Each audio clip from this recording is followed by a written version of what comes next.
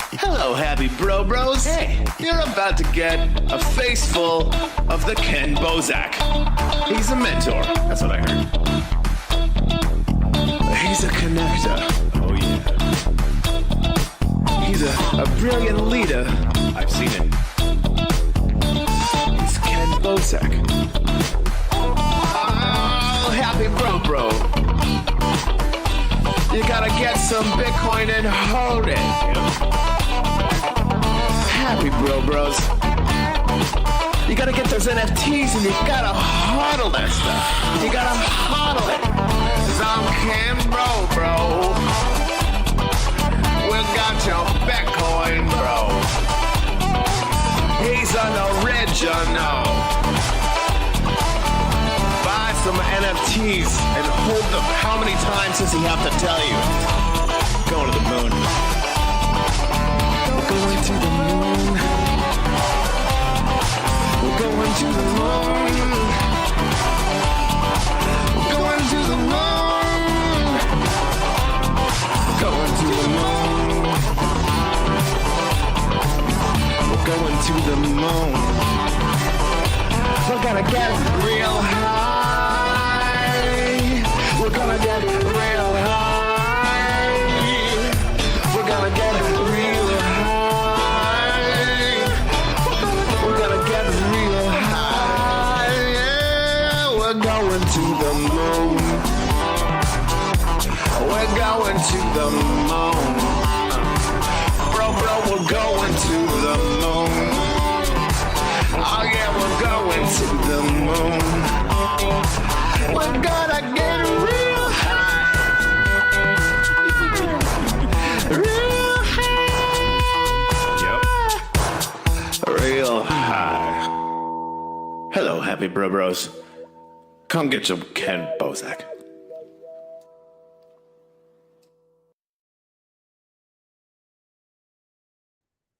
All right, there we go. And we're live, GM, in the afternoon. How goes it? This is not another Bitcoin podcast. I'm Ken Bozak, my co-host Double O Tats. How goes it, bro? Okay. And our guest today is Paper Buddha. How goes it, bro? Hey, good to be here, man. Thanks. Living a Thanks, dream. man.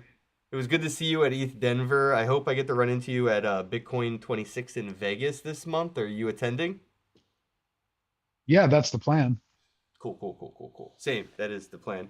I guess for a quick, intro to the audience, I guess let them know a little bit about, who you are, Paper Buddha, how you got into crypto and what you're doing in the space. Yeah, man. Thanks. Let's see. I've been in the space since 2013. Came in early on the Bitcoin stuff, really seeing it as a store of value, working with a lot of people in the hills with, looking how to change their cash into crypto. Came from the kind of drug dealing Silk Road era.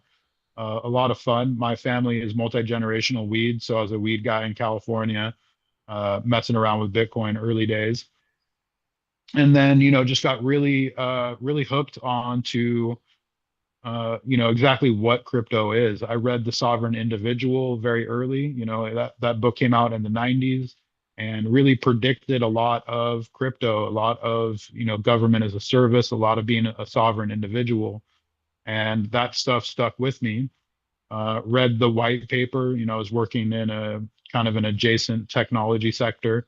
So read a white paper and it made a lot of sense to me and started screwing around with Bitcoin early. Did all of that fun stuff, did the ICO boom, did a lot of that. Fucking dental coin, thought that we were going to revolutionize dentistry. You know what I mean? Like lots of Yep. fun. And then, I was working in the legal cannabis space and just kind of got burnt out on it, around the age of 40, looking around at what was really cool when I was a kid, this kind of counterculture movement around cannabis and psychedelics. And then, I'm looking around and I see a bunch of money, shiny shoes people, just kind of corporate takeover of the weed world, and decided, man, I don't want that to be the last part of my career.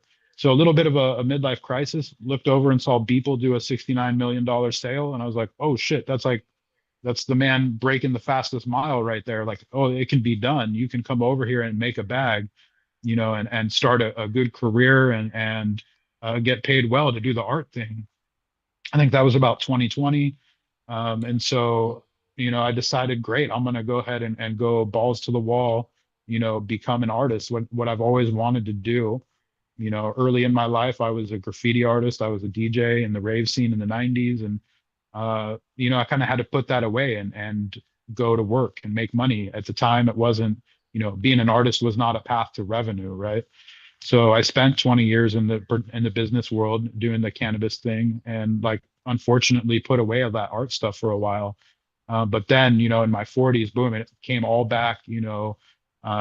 Definitely had some pent up artistic stuff that needed to come out, right? So just again, like really went hard in the paint.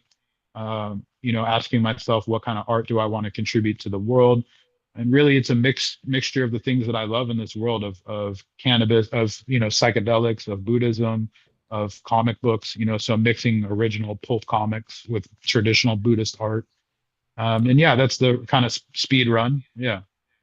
Nice, man. Well, I mean, you definitely inspired a few questions. First off, with having so much, closeness to the cannabis industry and now being so, ingrained in the crypto community, why is there such a disconnect in that, those two industries? Why don't we see the cannabis market embracing crypto more, considering all the hardships they have with the legacy financial models and banking infrastructure? It just seems like the writing's on the wall, but you never see a dispensary accept crypto. You never see a dispensary storing their savings or value in crypto. And then they get raided by some federal agency and they lose all their money. But like, I don't know. I'm just curious. With your finger on that pulse, why is there such a detachment from like the cannabis industry and the crypto industry? Yeah, that's a killer question, man. I think there's really like three different cannabis industries. There's the legal cannabis industry, which is dot your I's, cross your T's, a lot of, again, shiny shoes guys.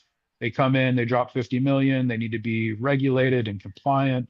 So they can't really take a whole lot of risks, right? They look at themselves very enterprise focused. And it's hard to steer that battleship. Then you've got the medical market, which is protected under the law. Uh, for the most part, a little bit more risk takers. It's a smaller niche market. So you're not going to have these giant multi-$100 million multi-state operators. They're more likely mom and pop operators. And then you've got what we call the free market, right? Which some people call the illicit market, the black market, whatever, bro. We call that shit the free market. Those are the risk takers. Those are the smart guys that are not paying 82% taxes. Most of their business is in cash. And so they're trying to actively, find solutions to keep that out of reach from Uncle Sam. So those are the people that are more experimental. My friends that are in the free market are definitely relying on things like Bitcoin as a store of value, right? Like, okay, great, I can take half of this cash and I can convert it. Mm. As Damn it's it. That been might since even be Silk somewhat Road. of my own fault then too, because I don't really go to the free market anymore. I mean, I kind of refuse to, in the sense that, ever since the K2 error and Spice error, like I just you never really know what you're getting anymore. I mean, back in the day, like in the 90s when I started smoking weed, the sketchiest thing you would get from like someone selling weed would be they accidentally gave you weed they laced with, PCP, and they didn't mean to give that to you. They were going to upcharge somebody for that dust. So you may have got dusted by accident, but like you're never gonna get like, fake synthetic shit that's gonna get you hooked on a whole new thing. And so I just straight go to dispensaries and I never see, they don't accept crypto. But yeah, I would imagine that the freelance market, would definitely be inclined to, considering that it's like it's on Cash App now. You could accept Bitcoin on PayPal or whatever. So it definitely does make sense for that. And that medical market is getting a lot bigger. I hear a lot of the tonics and tinctures are starting to get approved for like insurance to cover it now. And I really am hopeful for that to take up. But yeah, the MedMen with their shiny shoes and shit. I never liked the MedMen kind of like franchise dispensaries. I always tried to kind of find those mom and pop as you know, mom and pop as dispensaries can be with their like multi-million-dollar overhead. I do try to find those dispensaries. Oh man. You know, you mentioned also that you know the art and people and stuff like that, and you know with AI getting more into art, it just feels like artists had a moment where they you know weren't the butt of the joke anymore. Where it's like, oh, you have an art degree, what are you going to do with that? Owe money for the rest of your life? Like, no, I'm going to get a job being a graphic designer, whatever. But then there was that NFT moment where people made that $69 million with you know digital art, and it sort of gave artists that you know that justification of like spending so much time in their trade and in their skill. And that was a very short-lived moment considering AI is sort of coming into the art world, and with tokenization and all these agents and bots, they're minting their own NFTs, and we don't even you know if the person behind that smart contract is a person. It could just be part AI. Do you see any value coming to art that could be authenticated, made by person? You know, do you see any value in man-made art being tokenized versus like you know AI art being tokenized? What's the difference and where does the value lie? Yeah, I think that's a killer question, man. I think we're gonna have, human-made goods is gonna be a big deal. The same way there's certifications for non-GMO or gluten-free, it's gonna be Yeah, handcrafted. good Like point. I hear people talk about like this is handcrafted code. I didn't make this vibe coding. This is old school, and I've heard people say that already. Like, oh yeah, this is old school. I actually got in there and wrote the code myself. And I think that there will be a premium and but I do also think that not only will there be a premium on handcrafted non-AI art, but I think that the most valuable art will actually be a combination of both.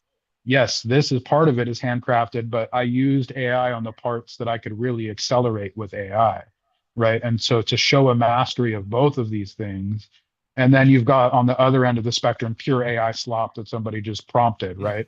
Yeah. So Sora, dude, the fucking Sora.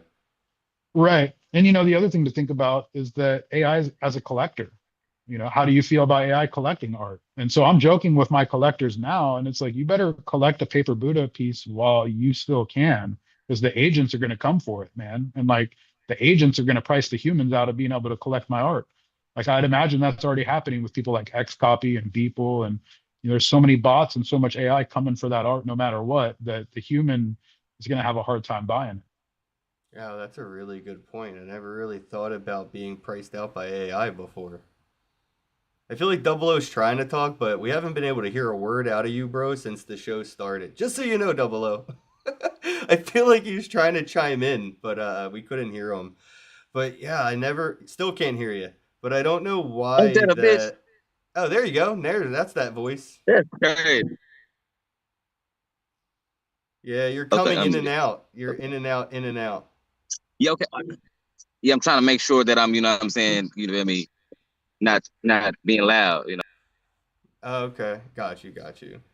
All right, but The, yeah, well, AI oh, pricing people out. I mean, especially what's going to happen is AI is just going to buy art from other AI, and it's going to become like their version of like money laundering and you know what I mean, like embezzlement and everything else that people, the humans, do with art. AI is probably going to do the same shit with art.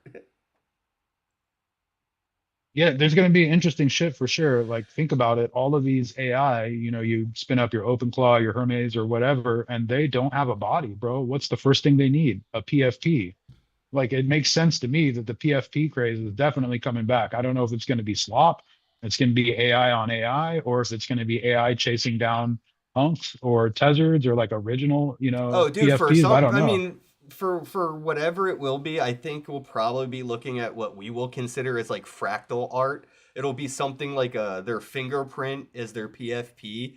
I don't think it'll be what we consider, oh, that's a PFP. It might look like it, but it will be like, that what was that, Mallrats, where they're looking at that picture and it's like a sailboat and the little girl goes up and she's like, what's this? And the teacher's like, if you stare at that picture long enough, you'll see a boat. And she's like, oh, I see a scooter. And he's like, dumbass, that's not a schooner, it's a boat. And he's like, a schooner is a boat, stupid. Anyway, I feel like AI might be able to do something like that where like it will see like the hidden message in the PFP if it's AI, but if it's just us looking at it, we probably won't see like, its actual identity that other AI see when it looks at it. It'll be very fractal. Yeah, probably. I think, like you said, though, there's going to be two versions because they still have to figure out how to interact with the human, right? And for us to see some weird fractal shit, maybe that doesn't hit us as hard as a PFP of like, oh, I'm okay. Now I associate that with being an entity, right? Like you got a crypto punk. I assume you're part of the NFT community. True, true. You said you got in 2013, and you've really seen a lot of, things rug, a lot of different, markets in the industry, kind of manifest through like the ICOs, the NFTs, now RWAs and everything else. With all the exits and scams and everything, I don't think it counts as like a scam, but it could be because it was an inside problem. But Drafts Hack, have you seen the $285 million exploit that was a result of a 6-month infiltration? Yeah, we were just talking about this in one of my Telegram groups, man. The craziness of Crazy. that even being able to happen, right? Of like just laying low for 6 months and kind of Manchurian candidate your way in.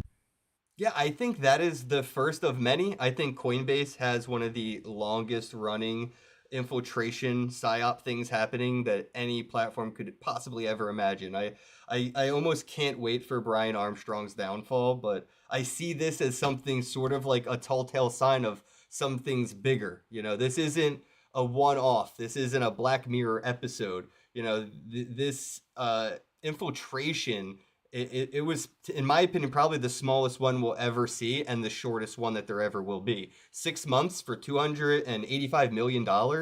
Imagine what a couple years at Coinbase got somebody that's still waiting, or at a hardware wallet, or what's that one? Bobby Lee has the Ballet wallets where he pre-prints the private key onto the Ballet hardware wallet and provides you with the pre-printed private key. I mean, imagine the infiltration in a company like the Ballet wallet and what that's going to look like. Yeah, just come on in and grab the print queue, and then now I can see exactly what print jobs were sent and what they said, and like I got everyone's shit. That seems pretty risky. Yeah, dude, I think again, this is just one of those stories that's going to seem like a non-event, but because it was the first, it will go down in history. Draft is definitely going down in history for this. Sort of like Mount Gox, it wasn't the biggest, but it was the first. We got FTX and everything else, but it was the first. So people still talk about Mount Gox, and I think people will talk about Draft, but or drift.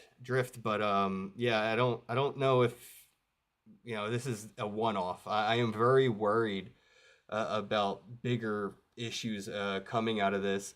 But anyway, with sort of like, a 2013, introduction to crypto and all that, said, what are some things that you're concerned about, right now in this space? Is there anything that you're seeing as sort of a thin ice layer? Yeah, I mean, couple things. So, AI is the double-edged sword. It's the elephant in the room. It's like it is crypto. It's the use case, right? AI and crypto go together like peanut butter and jelly. But at the same time, that's also a huge threat vector. The fact that now it's really easy to spin up 1,000 agents and say, like, let's go do some network penetration and let's go figure out, whose keys we can break. Let's go figure out who's got shitty software, who's got a bunk ass blockchain that's easy to infiltrate. And I think we're starting to see that stuff right now. You know, things like quantum encryption, a lot of smart folks around the room are working on that in certain blockchains, but other blockchains not so much. So I think that we'll see quantum encryption be cracked here very, very soon, and Mm-hmm. people that are able to adapt. Historically, Bitcoin, Ethereum have been able to adapt to these kind of threats. Tezos, you've got on-chain governance, they'll be just fine. It's very easy for them to add a proposal. But then there's some chains that are just not prepared, right? Ton is a good example. The Telegram Open Network of like that's going to be difficult for them to overcome a lot of these security risks. Yeah, You know, especially because and of the then, gamification aspect. If you're AI with quantum, good luck. bro, exactly, it's going to be a total game, right? I think the era speaking of games, the era of like airdrop farming is pretty over, right? And in an agentic world, it's really easy for me to spin up 1,000 wallets and start airdrop farming. You know, so I think that the incentivization has to get more clever around the horn.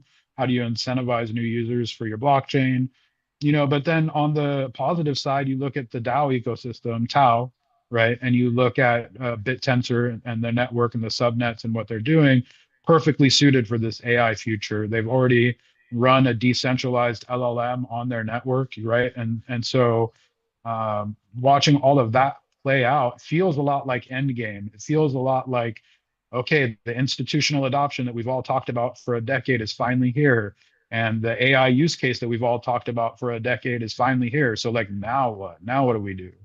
Right. And so keeping the indie blockchains indie, like I think I bring up Tezos again, it's still accessible to the people.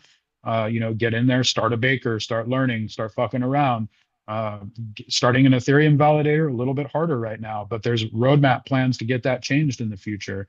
You know, so getting involved on the protocol level, I think now is the right time for that, as there's more uncertainty with AI, with big institutional adoption. Um, you know, and how far we've come with this institutional adoption where, you know, at first we were like, none of these institutions will ever adopt crypto. That doesn't make sense. So yeah, we want them to do that. So now I've got friends that like won't even buy Bitcoin because Michael Saylor owns 5% of the shit. And there's Yep. like, it's not decentralized. Like, fuck it, bro. This guy already, he fucked it up for everybody. And I'm like, really? Already? We went all the way from one end to the other, you know, but it happened real quick. I love that you mentioned the quantum thing because I always looked at crypto, even when I got in 2016. The first thing that came to my mind when I found out about like the Internet of Money with Bitcoin and the Internet of Things with Ethereum and all that was like, wait, this is like the world's biggest honeypot for quantum computing. There is no like test to publicly prove that you have achieved quantum computing. But SHA-256, I mean, that is the public test. If you want to prove to the world that you have achieved quantum computing or shit, if you want to prove it to yourself, take a crack at SHA-256. And if you do it, that is proof that you have achieved quantum computing. And then when it comes to like all the infrastructure, it just makes sense that it is transferable to an AI infrastructure. A lot of Bitcoin miners have a button they push when they decide to switch from Bitcoin mining to AI data computation. And they just switch back to Bitcoin, switch back to AI, same hardware. When that does eventually become irrelevant due to quantum computing, the infrastructure for AI has been incentivized by the honeypot that was incentivizing the creation of quantum computing. So it all makes sense to me if you zoom out and look at it as like a historian researching something that already happened. It just makes sense that yeah, crypto, SHA-256, incentive to create quantum computing, crack it, get it, and then just that it just makes so much sense to me. And that's what I'm truly kind of worried about is we're at that point now where the honeypot is so large, the incentive to achieve quantum computing. I really think that's the actual, space race. Everybody keeps saying like, the race to the moon was a war deterrent or whatever to kind of like, bankrupt the Russians and stuff. And I think people are looking at crypto as the same space race in the same sense. They're trying to say, oh, we'll bankrupt other people by them investing in this infrastructure of crypto, blah, blah, blah. They can't afford to go to war, whatever. No, it's quantum computing. And whoever puts their flag on that moon, that's it. I mean, you got the codes to every one of your enemies' nuclear power plants. Like you're in, like that is final frontier Star Trek level shit, whoever achieves it. So I mean, it's a bad thing and a good thing all at the same time. I really think it's inevitable though because of the infrastructure we built for AI to survive. It's a decentralized environment. AI, and even in any movie for AI, you don't see it being as decentralized as the infrastructure for Bitcoin is. There's always a computer somewhere, or there's a server somewhere, right? There's a satellite somewhere that can be destroyed. Not with this. Just the same way you cannot destroy Bitcoin, you will not be able to destroy AI. I was just about to ask you, like, do you feel like AI can be destroyed? Nah, not anymore. Not with No, the nope. Bitcoin infrastructure we have. The fact that AI could hire somebody that they don't even know is being hired by AI to be a construction company, to build a building. You know, AI can do all this with crypto. They could actually have a building built, have power supplied to it, have people working and maintaining their servers, and nobody would even know that there's not a human boss at the top of the fucking food chain paying everybody on the down. Like, nobody would ever know at right now with just the technology we have today. There's somebody could have written a bot. They have a company. They could have had a heart attack and died months ago, and the bot's still running the company. You wouldn't have a clue. Yeah, I built one of those. Uh, Oh Damn, shit. that's crazy. so like I would say that since OpenClaw, which is probably 60 to 90 days ago, ever since that went open source and became the top thing on GitHub, there's no going back, right? Open Because this fucking is, source on April yeah, Fool's Day. this is our like our version of not your keys, not your crypto is OpenClaw running your own local LLM, right? If you're just calling Claude or Gemini or OpenAI and you're using that web shit, bro, that's just giving away your information for free. You're gonna For ask sure. it, how does a hippopotamus taste? And now I'm on a list because they know that I like bushmeat. And they're like, oh, Paper Buddha wants to know what a hippo tastes like. Like, put them on a list. But if I've got OpenClaw and I'm running my own local model, I could ask all kind of weird questions like that and not feel like anyone's looking at my shit. So Or not be not manipulated to your buy a lawnmower on an Hey, ad on hey, Facebook what or type some of shit. weird ass questions you trying to ask though? I'm trying to see what type of questions you trying to ask. You talking about weird questions? bro, like the hippopotamus question's great, man. Like I'm not trying to have some animal rights activist come to my house because I wanted to know how like what a hippopotamus tastes like, man. I'm watching some African documentary. I'm like, I wonder if you could eat that motherfucker. And I just type it in. And they're like, oh yeah, these fools He eat said it. I'm It's like a watching this sweet red African meat. documentary. Yo, You know what I hippopotamuses mean? are more dangerous than sharks. Hippos kill, I think, 10 times more people than sharks do every year on average. I'm pretty sure that's the number. Hippos don't fuck Yeah. around. Like, they'll chase you down. They're very aggressive.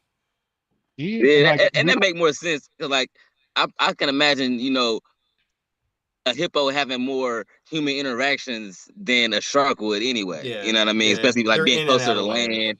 Yep. Yeah, you know what I mean. yeah, So yeah. You just off look at that his knowledge eyes, right he there is looks at, kind of a no brainer.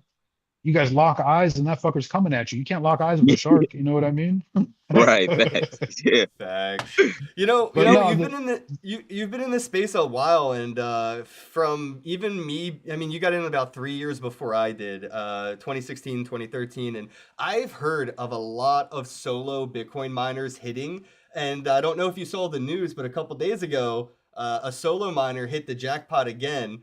Uh, about $210,000 block reward on a solo miner, bro. $210,000. Basically off a fucking flash drive.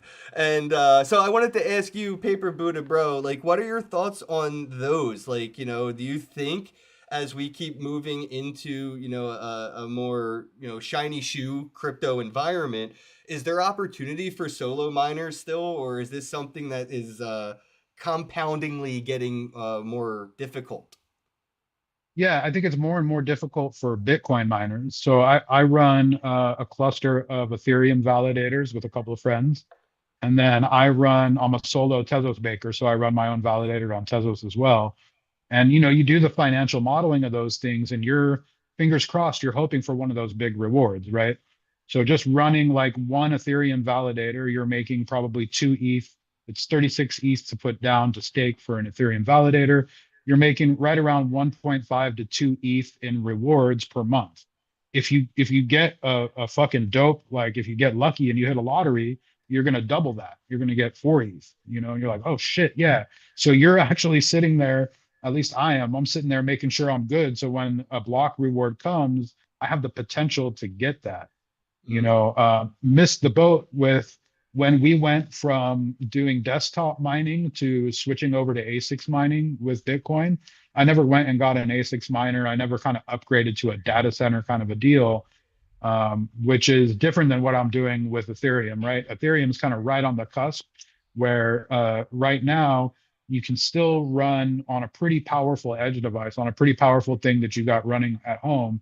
But in 2 years, it's really going to switch to more of a like you need to be running this in a data center or Yeah. running a big cluster of them, but not missing the boat on that, upgrading my gear so that I'm still able to run in that environment means I get the potential to play that lottery and get a sweet $250,000 payday.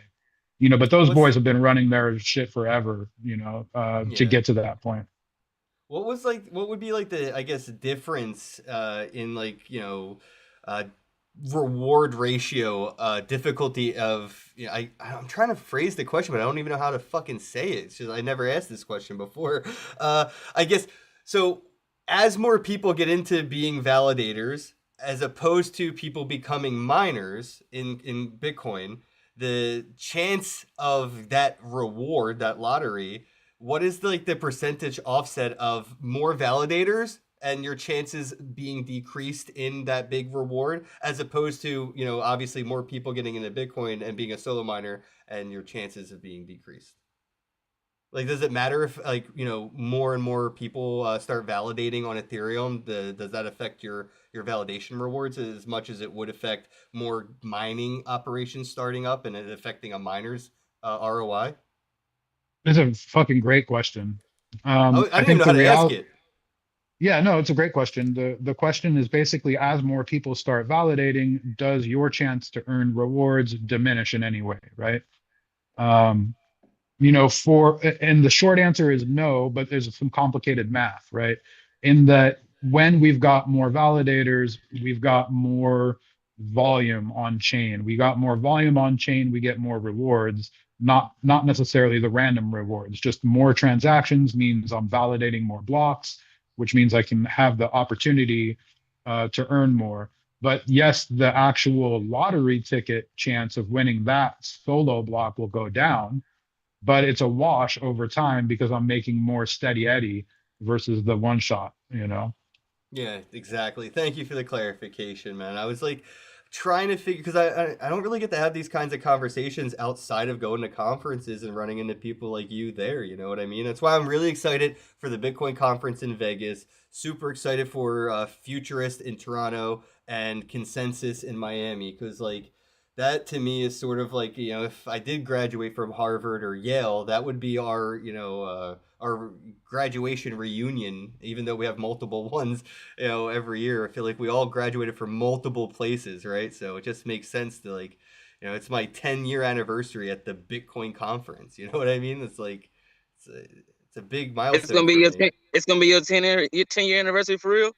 Yeah, I believe this is it. This is my 10-year anniversary, 2026, 2016. Yeah. Yeah, What are you gonna get bro. him, Double Yeah, O? bro. You know.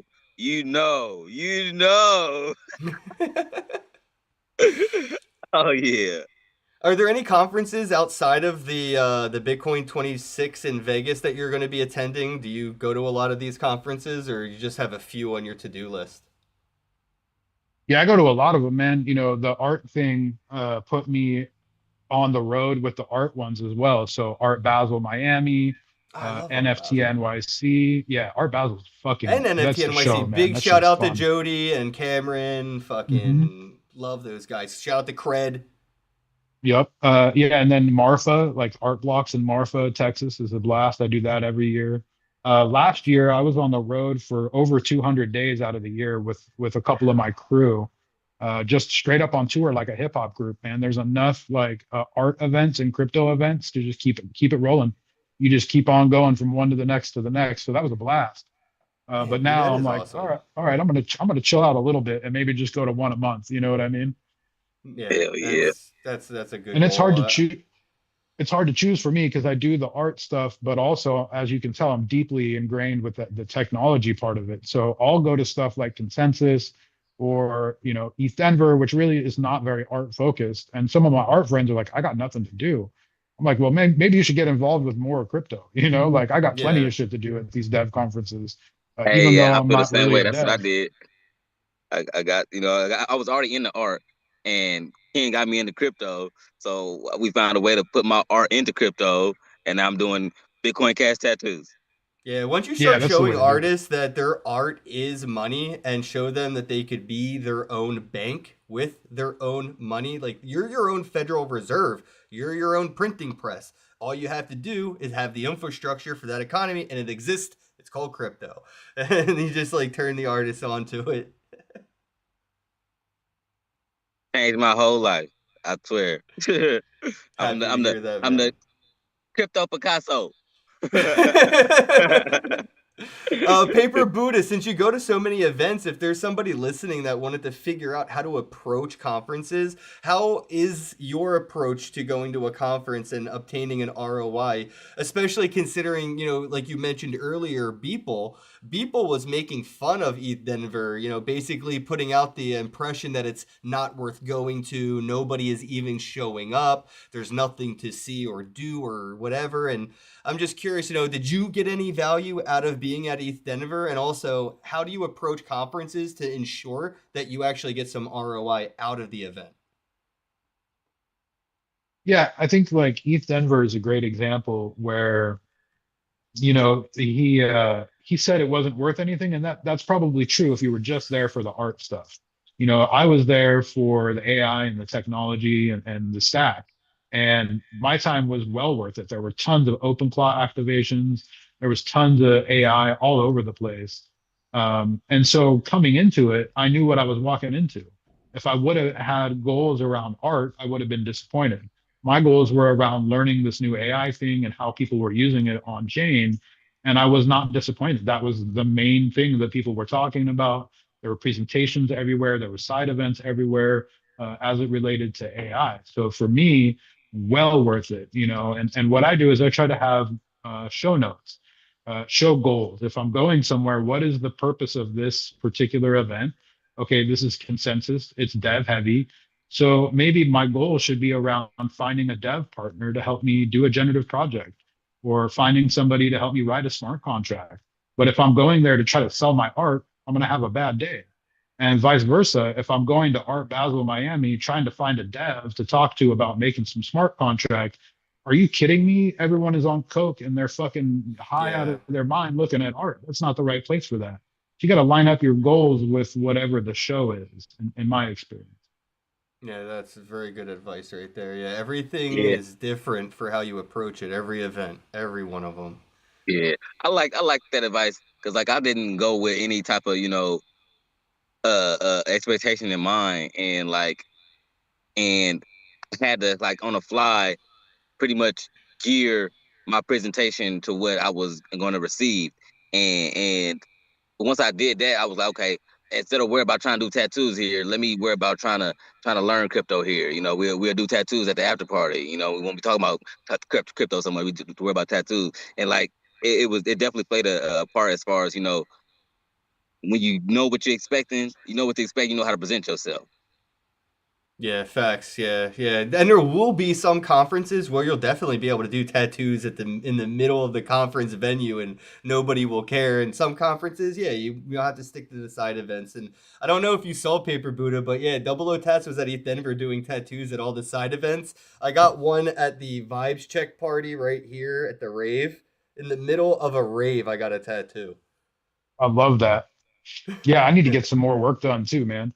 But to Well, your point, Oh yeah, be prepared. You know what I mean? Just because it's not an art thing doesn't mean you don't have your art ready to sell. Like I went to the node opening in Palo Alto, and I knew it was about CryptoPunks and not about me, but I still brought a box full of prints, and I had a couple things minted so that if it came up naturally in conversation, someone's like, "Yo, what do you do?" I'm like, "Oh, I'm an artist," and they're like, "Cool, let me see your art," because that's the next question. Oh, bet, here it is. I got some stuff available on primary. I got a couple things here in print. Check them out. You're into it, cool. You're not, cool. We're not here to talk about me, but I'm ready to take advantage of the opportunity, right? Like if we were sitting at dinner and I'm like, fuck, I need another tattoo, and Double O's like, I got you, like right now. I'm like, bet, dude, let's fucking go. But he couldn't say that if he wasn't ready to go. You know what I mean? yeah. So That's what's why he that takes old his like tattoo equipment everywhere he's bro. at. I keep it everywhere, on me. I Literally. stay with it. like You strapped, in the you know bag? it. Yeah, this dude's always got his gun on him. Oh man. You know what though? It makes me think of this. What blockchains or blockchain do you utilize for your art, and what criteria do you look for when it comes to tokenizing your art? Man, I wish more people would ask that question. So, Man, bro, that was a good ass question. I was thinking to myself, yeah, damn, that was a good question. He always come with some good ass questions.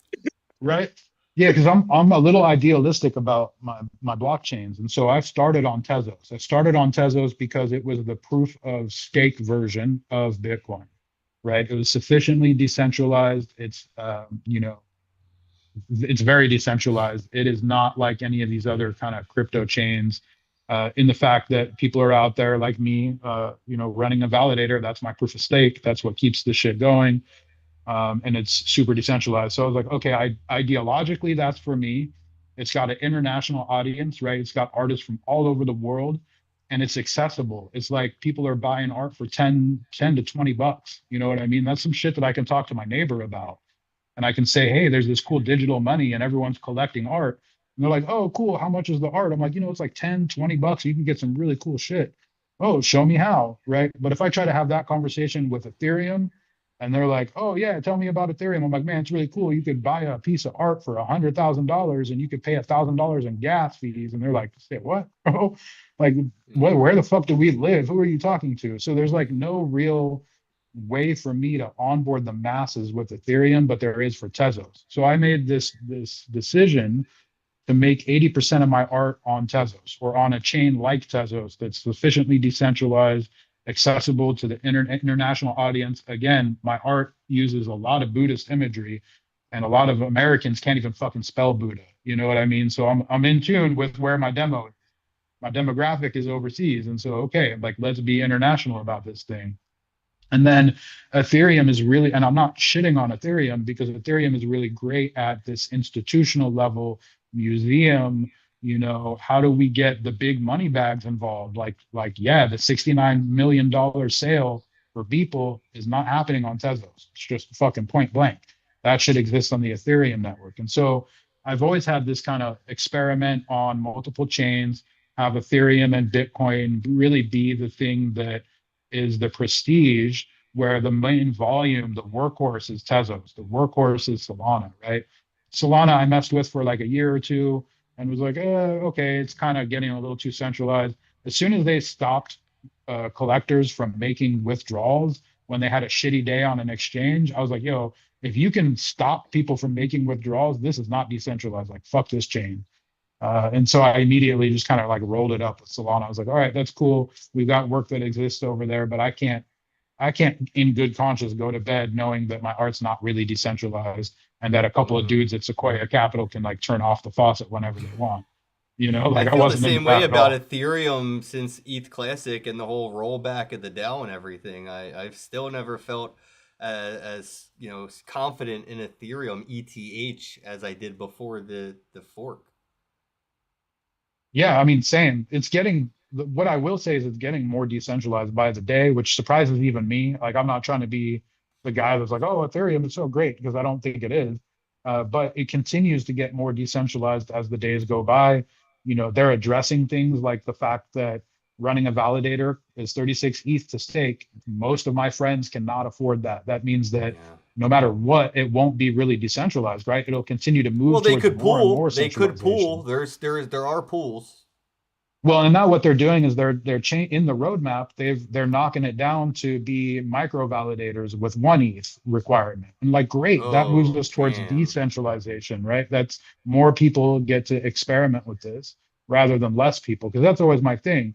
If you make it hard, like if it's 36 ETH and ETH costs $20 each, well, most people can get involved and they can stake a validator and have a voice and decentralize the network. But then it's a $2,500 ETH and it's still 36 ETH. Bro, no one can do that except for institutions. So what does that mean? It gets more and more centralized and more of a good old boys club, right? Well, Coming back to Michael Saylor, you would consider that security though, if you're coming from their perspective, right? It would be more secure. That's why, like, I think the Ethereum NFTs will be where you'll see like RWAs and like deeds for houses and stuff like that will probably be, homed on the Ethereum, because of that centralization aspect where it's like we look at it as like a security flaw, but they look at it as a security, in general. right? And that's where these ETFs, like the ETFs are so interesting, the RWAs and ETFs, because what that is that's not that's not their money. You know, it's somebody else giving them permission to play in our realm, but not being decentralized. That's JP Morgan owning a ton of ETH and then giving their clients exposure to their own ETH. But then guys like us can still be decentralized. So it's an interesting kind of mix of both of these things. But the higher the bar is to start a validator, the less decentralized, the less voting power, the less say any of us even have into what's going on. Yeah, I pulled up a story earlier. I didn't get a chance to really read it on Decrypt. I just have like the thumbnail here of it, but I was just checking out some stuff before the podcast, and just it's on topic here. It says the Ethereum treasury accumulation is getting concentrated.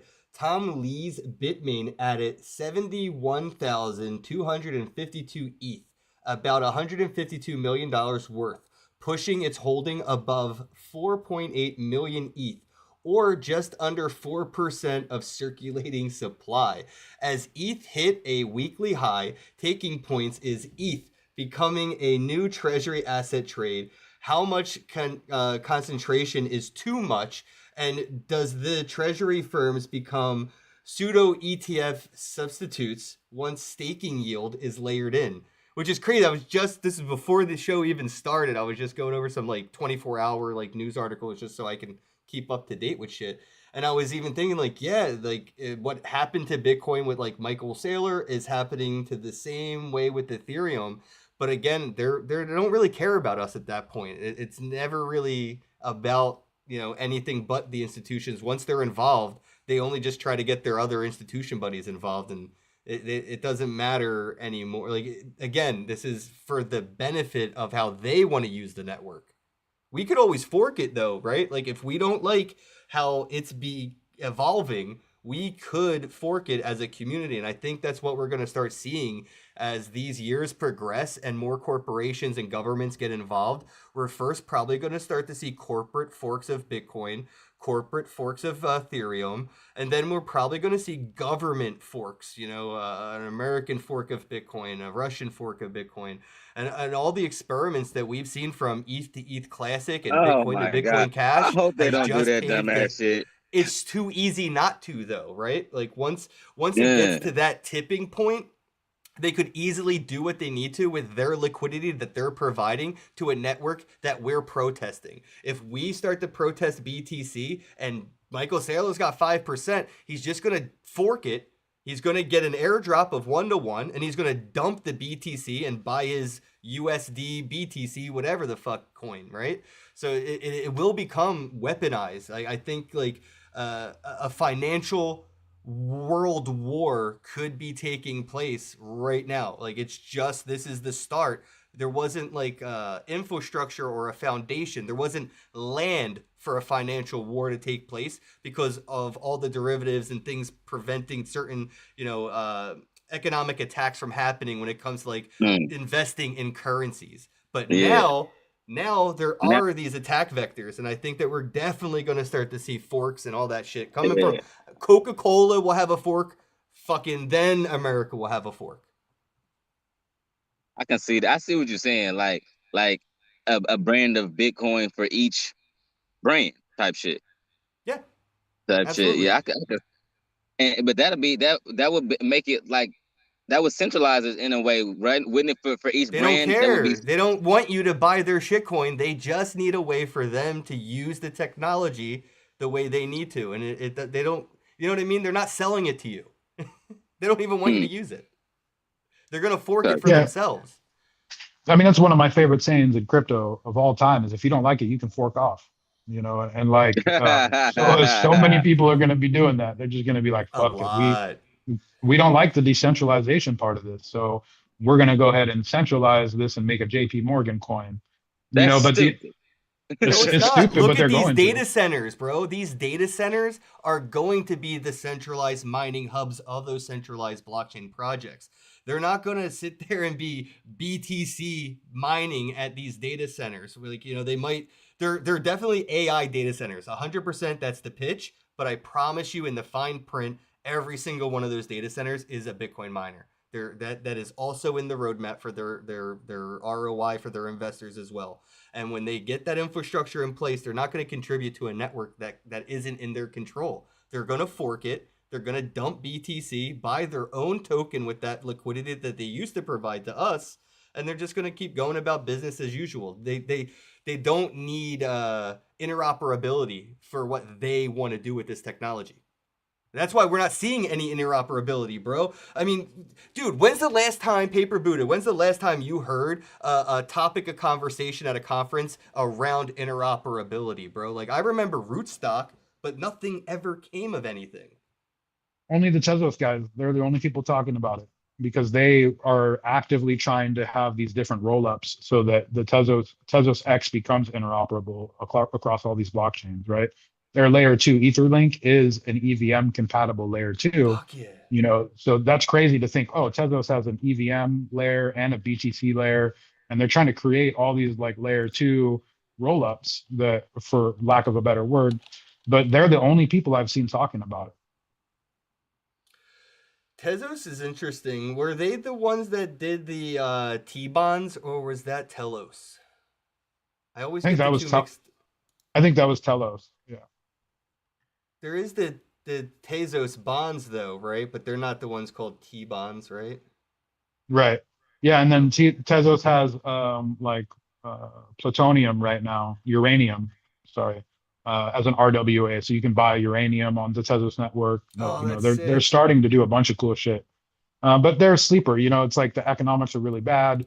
Oh, yeah. Primarily only been looked at for art and traditionally, but the actual protocol itself is very compelling, right? And I think that that's where we're at with a lot of this stuff, is that the hardware is really killer, the software is really killer, but maybe the use case isn't there, you know. Or you look at something else like Tau, where the hardware is not that impressive, the software is not that impressive, the narrative is super impressive, and what they're doing, making it the AI chain and all these, you know, bit tensor subnets, you know, the way that they're mining rewards and shit is really fascinating. So just because we've got the killer decentralization or the killer tech doesn't mean that's what's going to get adopted, unfortunately, Yeah. at the end of the day. Kind of coming back to your thing about like at what point is it too risky or too centralized? It's at 3%, bro.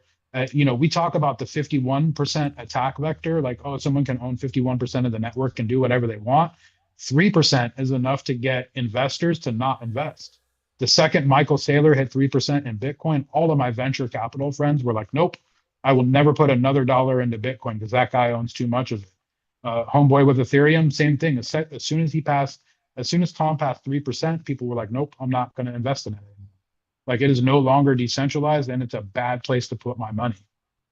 I think that's the perk of interoperability would help with that as well. It's almost like the opposite of a derivative in this sense. With interoperability, it would just actually decrease the opportunity of centralization in any aspect. You know what, that actually might be the next first that actually fucking matters. You know, like Bitcoin BTC is only where it's at because it was the first. And like Bitcoin BTC has the first name, the first ticker, the first everything.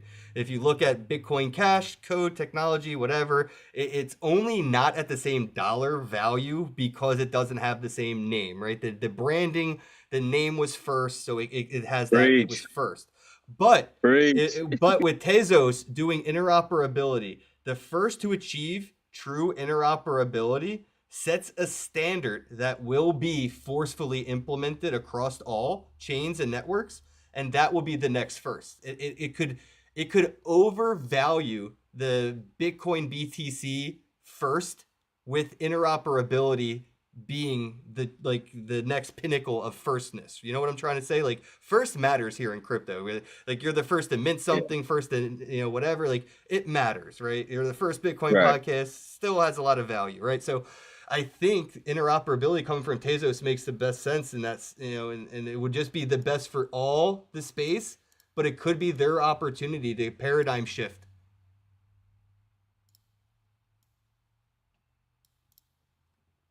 It could be, anyway. I don't know. The last topic I wanted to talk about before I wrapped it up, I know we're kind of coming up on the hour here, though, were these acts. You know, we've been in this space, bro, since the wild, wild west, where, like, the only tax there ever was a TX. There was no A, you know? Like now all of a sudden there's TAX in crypto because like H&R Block does Bitcoin tax. It's just getting so like weird. And now we have the Genius Act, the Clarity Act, and all these acts.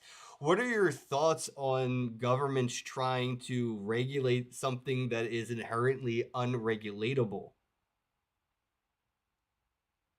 Yeah, it's difficult because money, fiat is the same way, bro. Like we might get me in trouble here. I'm just gonna throw it out there, but like, fuck taxes. I don't pay taxes, if I can ever avoid it, and I think everybody should avoid it. I never pay taxes. I never will, and I will sleep comfortably in my free fucking mattress, eating my free 3 meals a day, watching my free cable TV until they let me out of my free hotel. If they ever want to put me in trouble, fuck them. I'll never give the Yeah, government $1 to blow somebody else up with. yeah, I'm with that, and I think that's how I choose to I feel operate that. too. Like my background, I mean, I grew up in the system. I grew up institutionalized, group homes, foster homes, jails. I know for a fact that shit doesn't work. I know for a Yep. fact that taking people's tax money and locking people up is bullshit. So for me, will I pay taxes? Yeah, I'll pay taxes just enough to keep the man off my back. I was a drug dealer long enough to know you got to keep a cover. You got to go work at the movie theater. You know what I mean? Go work at the movie theater Provable for 20 hours income. a week. That's the Yeah, word. You need provable income. provable income. These days, I'm like the worst cannabis consultant on the planet. I like had 13 clients last year, and I made like $1,000. You know what I mean? Damn, you suck at your um, job. I'm the worst. I'm the absolute worst. What I will say You is, just get the high with tax them. the tax thing is heating up. And so if you make visible crypto money, then like with your government name, as in you go to work and they pay you some stable coin, pay taxes on that, or they're gonna come get you. If you're out here and you're making a bag in crypto the OG way, you're farming, you got some DeFi shit going on, you're flipping PFPs or whatever, they don't tax what they don't know about. So if they want to send a bill to fucking Paper Buddha at 555 Paper Street, like go for it, homie.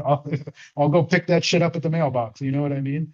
But until then, you can go fuck yourself. But if you see me actually offboard some crypto into my bank account, Go, go be- fork it though. believe, yeah, believe that I'm going to pay some taxes on that to shelter myself. But Well, also, I'm not just like raw dogging it, transferring Bitcoin over to a Cash App. I'm coin joining and shuffling and making sure my shit is covered before I come out into the fiat system. So it's a bit schizophrenic where you have to have this kind of a non-crypto presence, and then you're at a point now where you can't really exist and not be doxed a little bit around crypto. So Well, with yeah, I got a Chainalysis, I Coinbase. mean, dude, you cash out once anywhere ever, and they're gonna Chainalysis it all the way back to you at Paper Buddha. Unfortunately, you know what I mean? Right. And that comes to like, how did you set up originally? Did you set up your anonymity the correct way from day one, where they literally think Paper Buddha is a real human? And like, there's provable shit online for the last 5 years of like, oh, Paper Buddha looks like this and he's checking in over there. And this is the costume that he wears, versus my real government name, when they fucking call me Ichabod and I'm over here like looking totally different. Right. And I'm wearing my Clark Kent glasses and shit and walking into the bank like, hello, guys. They don't really associate those two people as the same thing. And they can't, because like we're covering our tracks the right way in crypto. But if I'm earning a crypto dollar from somebody that's going to report that I earned a crypto dollar from them, right? Then yeah, I'm probably going to report that and pay a little taxes. But I'm never going to let that hit the system. That never Well, hits the real Paper Buddha system. well, that inevitably brings it up to the final topic here is like, don't companies and corporations and governments also want to be able to utilize all those opportunities that we have here in crypto to do that as well? And won't that eventually lead to these companies lobbying for different tax laws since they get to utilize these blockchain loopholes that we're utilizing? Yeah, you're already starting to see it. You're already starting to see like staking rules is not a thing that's talked about very often when we're talking about cryptocurrency and we're talking about regulating crypto. Man, we're just asking for a little bit of clarity here. I don't really need you to talk to me about DeFi rewards or staking or airdrops or any of that as taxable incomes. Let's just talk about some blanket shit. Like, yeah, that sounds good. We'll pay you 10% taxes on these very few set of transactions. Then we'll call it a day and we'll move on, right? They're not actively trying to get regulators to regulate everything down the chain. just like some high level shit, and then please ignore me.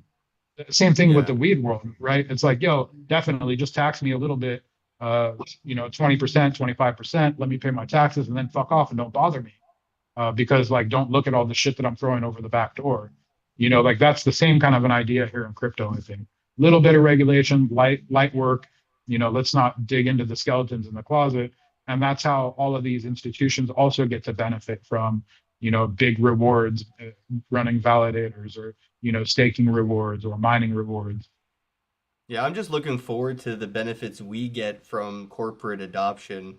Like, I'm looking forward to them lobbying on our behalf just because they're one of us now too. Like, in the sense of not having to work with the banking infrastructure, you know what I mean? Like, once Coca-Cola realizes they could be their own bank, and Disney and Apple, and they all realize, wait, we could be our own bank. Why the fuck are we giving anybody any percentage of any of our money transfers or anything? I think that is when they start to fight for us, or at least for themselves that benefit us. I guess we can wrap it up here, Paper Buddha. Thank you so much for coming on Not Another Bitcoin Podcast. Shout out to my co-host, Double O Tats. Let people know where they can find you on the socials and how they can, get in touch with you and your art. Yeah, man, thanks. It's been a pleasure to be here. Paper Buddha, Buddha. That's my social pretty much anywhere. paperbuddha.xyz. Look up my wallet, if you're trying to buy shit on Tezos, paperbuddha.tez, paperbuddha.eth, paperbuddha.sol, everywhere. Stuff that we're building today, building a lot with AI and the agentic future and very active Telegram. So feel free to reach out to me in Telegram or on any social. We'll get you plugged into the private invite-only Telegram where we are talking a lot about how to use AI in our daily life, automating stuff like being an artist. Great. I've always wanted to have a whole studio, a whole agency. So we're building that kind of stuff, right? We're building all kinds of cool shit with AI. We're talking about the future of crypto, keeping each other informed as a community, and sticking together. That's the whole deal here. But yeah, man, I really appreciate being on and being able to chill. I'm looking forward to seeing you in Vegas, bro. It's only a couple weeks away. I'll get to see Double O. He lives in Vegas, so if you're looking to get some ink done when you get to town, man, Double O can do a tattoo anywhere, and we just found a really cool smoke lounge that's like really friendly and will probably let us do whatever we want. They pretty much said so. So Vegas is going to be a really cool vibe. I'm looking forward to it. If anybody's listening, if you can't get a ticket to the Bitcoin conference, just go to Vegas because it's Vegas, right? And then LobbyCon, hang out in the lobby of the venue where the conference is at. Still do your normal Vegas trip, right? If you can trick your spouse into it, call it a vacation with your spouse and whatever, but you can go to Vegas, go to Bitcoin 26 for free, hang out in the lobby, and if you stand near the security wand people and the security terminals, you'll see everybody that's going to be a speaker. You'll see everybody that's going to be at the booth. You'll see everybody because everybody has to go through the same security. So again, Paper Buddha, much appreciated. Everybody visit paperbuddha.xyz. Check out Paper Buddha's art. Double O Tats, love you, bro. I'll see you soon. And this was Not Another Bitcoin Podcast. Have a day. For sure, you know what it is. Hello, happy bros. Hey, you're about to get a face full of the Ken Bozak. He's a mentor. That's what I heard. He's a connector. Oh, yeah. He's a brilliant leader. I've seen it. It's Ken Bozak. Oh, happy bro. You gotta get some Bitcoin and hold it. Happy bros. You gotta get those NFTs and you gotta hodl that stuff. You gotta hodl it. 'Cause I'm Ken bro. We got your Bitcoin, bro. He's an original. Buy some NFTs and hold them. How many times does he have to tell you? Going to the moon. We're going to the moon. We're going to the moon. We're going to the moon. We're going to the moon. We're going to the moon. We're gonna get real high. We're gonna get real high. We're gonna get real high. We're gonna get real high. Yeah, we're going to the moon. We're going to the moon. Bro, we're going to the moon. Oh yeah, we're going to the moon. We're gonna get real high. Real high. Yep. Real high. Hello, happy bros. Come get your Ken Bozak.